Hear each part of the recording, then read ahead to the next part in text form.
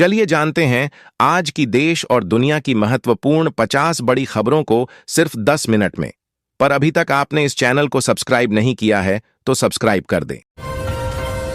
कांग्रेस नेतृत्व के साथ मतभेद की अटकलों के बीच सांसद शशि थरूर ने अपना रुख स्पष्ट किया और कहा कि उन्होंने कभी संसद में पार्टी लाइन नहीं तोड़ी और ऑपरेशन सिंदूर को लेकर उनकी असहमति सैद्धांतिक थी, जिस पर वह आज भी कायम हैं। थरूर ने क्या कहा, पढ़ें रिपोर्ट। गणतंत्र दिवस से पहले पंजाब में रेल लाइन पर धमाका हुआ है। शुक्रवार रात करीब 9 बजे सरहिंद रेलवे स्टेशन की एक आउटर लाइन पर इंजन के गुजरने के दौरान धमाका हुआ। देर रात करीब 11 बजे इसकी सूचना राजकीय रेलवे पुलिस को दी गई। हमले में एक लोको पायलट के घायल होने की भी सूचना है। जीआरपी ने इस संदर्भ में अज्ञात के खिलाफ मुकदमा दर्ज कर लिया है। देश के करोड़ों निजी कर्मचारियों और पेंशन धारकों के लिए साल 2026 की शुरुआत उम्मीदों से भरी हुई मानी जा रही है। लंबे समय से जिस ईपीएफओ पेंशन इंक्रीज की मांग उठती आ रही थी, उस पर अब सरकार और कर्मचारी भविष्य निधि संगठन की ओर से गंभीर चर्चा के संकेत मिल रहे हैं।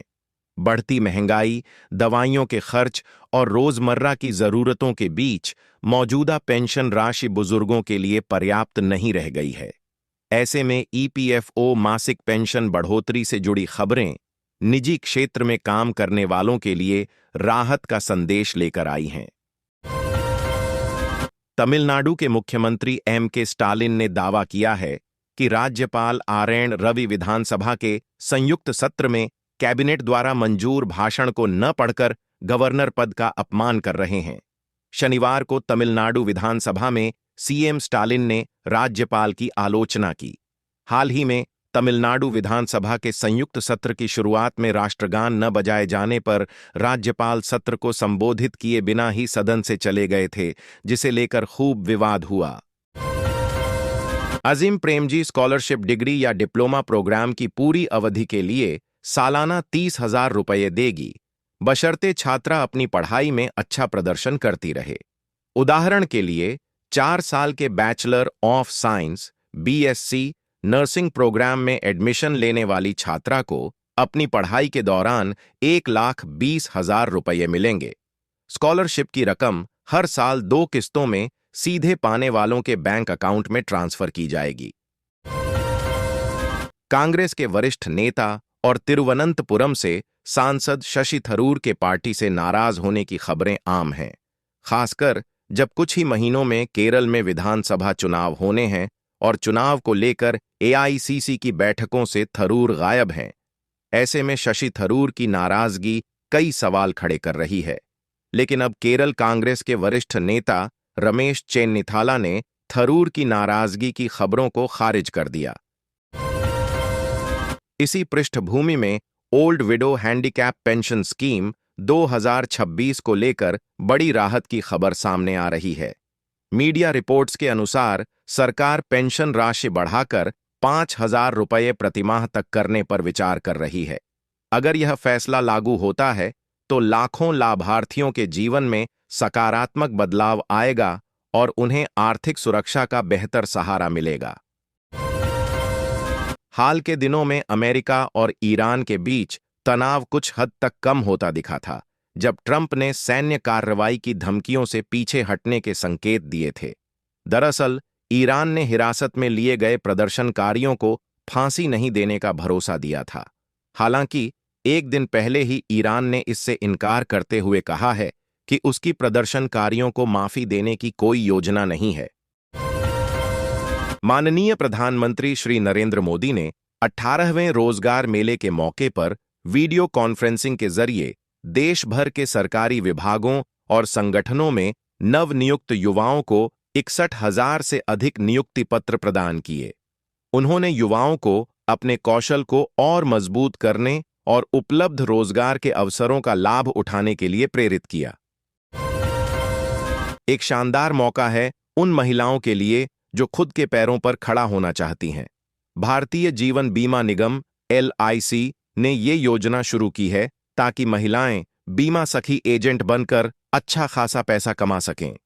इस योजना में महिलाएं पहले साल में बिना कोई बोनस के करीब 48,000 रुपये तक का कमीशन कमा सकती हैं।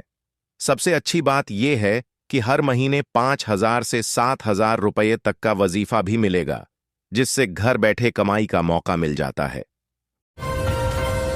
मुख्यमंत्री विष्णुदेव साय से आज राजधानी रायपुर स्थित मुख्यमंत्री निवास कार्यालय में सुप्रसिद्ध फिल्म एवं टीवी अभिनेता नीतीश भारद्वाज ने सौजन्य मुलाकात की। मुख्यमंत्री विष्णुदेव साय ने नीतीश भारद्वाज का आत्मीय स्वागत करते हुए उन्हें बस्तर आर्ट से निर्मित महुआ वृक्ष की कलाकृति तथा बस्तर दशहरा पर आधारित कॉफी टेबल बुक भेंट की।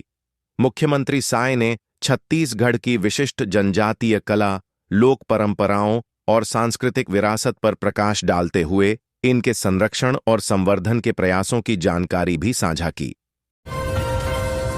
मध्य प्रदेश के धार जिले की ऐतिहासिक भोजशाला में शुक्रवार को बसंत पंचमी के मौके पर पहली बार सरस्वती पूजा और जुमे की नमाज एक साथ शांतिपूर्ण तरीके से संपन्न हुई। इस दौरान बसंत पंचमी के अवसर पर धार शहर की हर गली और चौक चौराहे भगवा झंडों से सजे हुए नजर आए। वहीं भारी सुरक्षा बंदोबस्त के चलते शहर एक किले में बदल गया था। राज्य मंत्री दर्जा प्राप्त मोहन नागर जन अभियान परिषद के लिए सरकारी बंगला आवंटित कराने में कैबिनेट मंत्री नारायण सिंह कुशवाह से एक कदम आगे निकल गए। उनके पावर के आगे गृह विभाग ने 45 बंगला क्षेत्र स्थित E8 सरकारी बंगला जन अभियान परिषद को आवंटित कर दिया। मंत्री कुशवाह उसी बंगले को राज्य सामान्य वर्ग कल्याण आयोग के लिए आवंटित कराने गृह विभाग के चक्कर काटते रह गए। यहां तक कि गृह अपर मुख्य सचिव के नाम 4 चिट्ठियां लिखीं, लेकिन वे सब बेअसर रहीं। स्विट्जरलैंड के दावोस में आयोजित वर्ल्ड इकोनॉमिक फोरम से लौटे मुख्यमंत्री डॉक्टर मोहन यादव ने शुक्रवार को जबलपुर को इसी वर्ष metropolitan city, Jabalpur metropolitan city बनाने का बड़ा ऐलान किया। होटल कल्चुरी में उद्योगपतियों और व्यापारियों से संवाद कार्यक्रम में मुख्यमंत्री ने कहा कि इंदौर और भोपाल में मेट्रोपॉलिटन सिटी की शुरुआत हो चुकी है और प्रदेश के 4 बड़े महानगरों में शामिल जबलपुर को इससे अलग नहीं रखा जा सकता। झारखंड राज्य के गठन के 25 वर्ष पूरे होने के उपलक्ष्य में झारखंड ऐट 25 कार्यक्रम का आयोजन यूनाइटेड किंगडम की राजधानी लंदन में किया गया।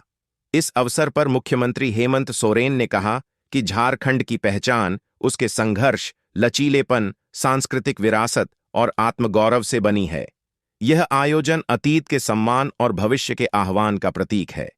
लंदन में शुक्रवार को आयोजित एक आधिकारिक स्वागत समारोह में मुख्यमंत्री हेमंत सोरेन ने भाग लिया। भाकपा माओवादियों के खिलाफ ऑपरेशन मेधाहातू बड़ी सफलता के बाद भी जारी है। पतिराम मांझी, अनमोल और अमित मुंडा जैसे 17 कुख्यात माओवादियों के मारे जाने के बाद सुरक्षा बलों के टारगेट पर अब पोलित ब्यूरो सदस्य मिसिर बेसरा है। जानकारी के अनुसार जरायकेला इलाके में कैंप कर रहे मिसिर बेसरा के दस्ते में 2 तेलुगु दंपति टेक विश्वनाथ उर्फ पुसुनुहरी नाराहरी और उसकी पत्नी नीलिमा प्रोटेक्शन दस्ते के सदस्य के तौर पर काम कर रहे हैं। टेक विश्वनाथ भाकपा माओवादियों का सबसे बड़ा विस्फोटक विशेषज्ञ माना जाता है। आरएसएस प्रमुख मोहन भागवत शनिवार को रांची में आयोजित संवाद कार्यक्रम में शिरकत करेंगे। आरएसएस के शताब्दी वर्ष के अवसर पर हो रहे इस कार्यक्रम में राष्ट्र निर्माण, सामाजिक समरसता और संघ के कार्यों पर चर्चा होगी। रांची के कांकेवल बैंक्वेट हॉल में होने वाले आयोजन में जनजातीय समाज, शिक्षा, व्यापार और सामाजिक संगठनों से जुड़े प्रमुख लोग शामिल होंगे। नीचे पूरी खबर पढ़ें।